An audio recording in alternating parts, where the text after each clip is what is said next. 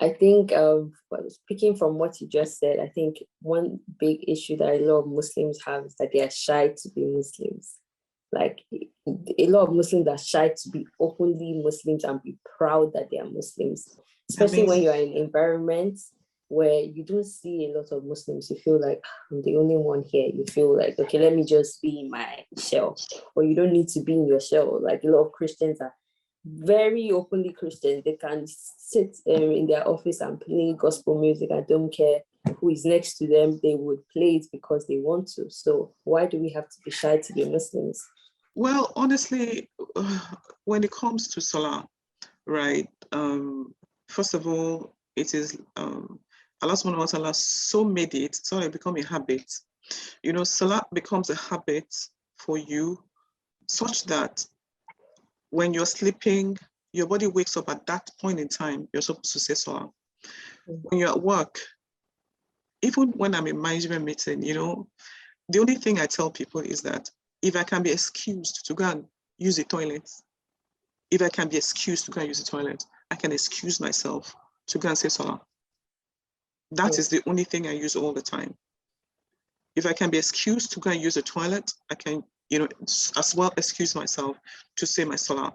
Now, the thing about Salah as well is that be Salah ready. I tell Muslims, say be Salah ready all the time, right? If you're not one that wears hijab, put something that is very light that can enter your bag, you know. And they have this prayer mats now that, you know, you can fold into something very small and you just dump into your bag.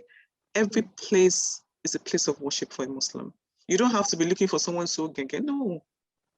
No matter how, even if you have to get out into the security man's room, right? And that's the thing I've seen about a lot of people. When they see that you want to say your Salah, they are always very lenient. Even if you have to just get out of the main office and look for a place to pray. I pray anywhere. There was a time I was in London and I was going to fix my iWatch. I was in Apple store. The key was out of this world. And it was getting time for Salah.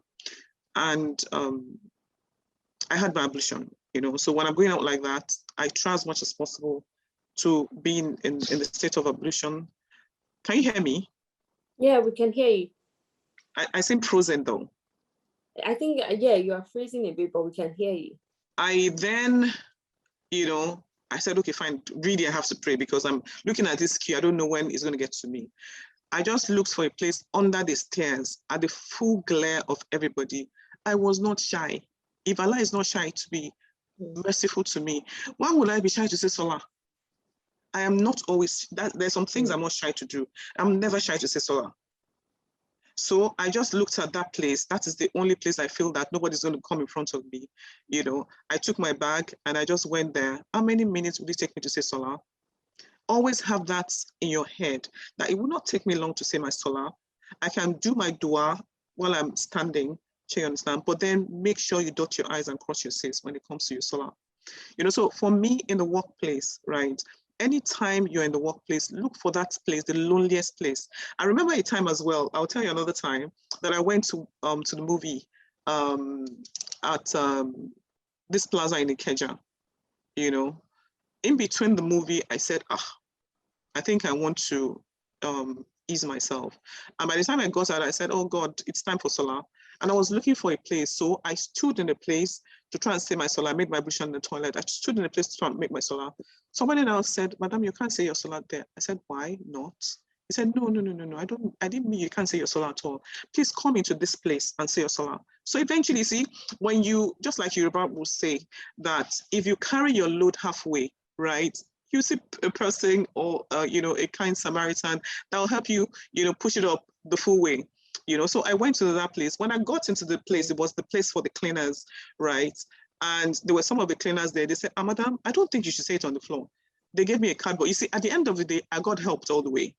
Do you understand? You know, so for me in the office and indeed any other place, the first thing is confidence and that audacity to know that this is me, this is who I am. You know, if I can use the toilet without you batting an eyelid, I really need to use, you know, my Salat prayer, my salat mat to say my prayer. So as much as possible, when you're in an environment, the work environment, first of all, scan for a place. You know, it is like a natural Muslim thing. You scan for a place that you can, you know, quickly say your salat. Anywhere I am, I always look for places that if push comes to shove, can I say my salah here? You know, so that is on one side. Another thing, of course, is you can discuss. You know, I love doing things clearly so that there will be no issues, especially in the workplace. You know, so I would always tell my boss, please, could you give me 10 minutes, you know, at so and so hours, just 10 minutes. And if they say, go ahead, if they ask me what I want to use it for, I'll tell them what I want to use it for. And that is in the spirit of transparency. You have to be completely transparent about who you are. Just like some people will say, I'm coming out, you know, to say who I really am. Being a Muslim, you really have to be very, very transparent about what you are and the things you do not like. You know, so like you said earlier, I do not have any challenges, you know, of my own.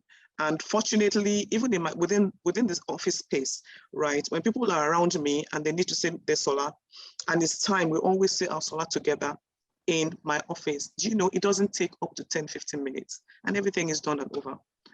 Thank you very much.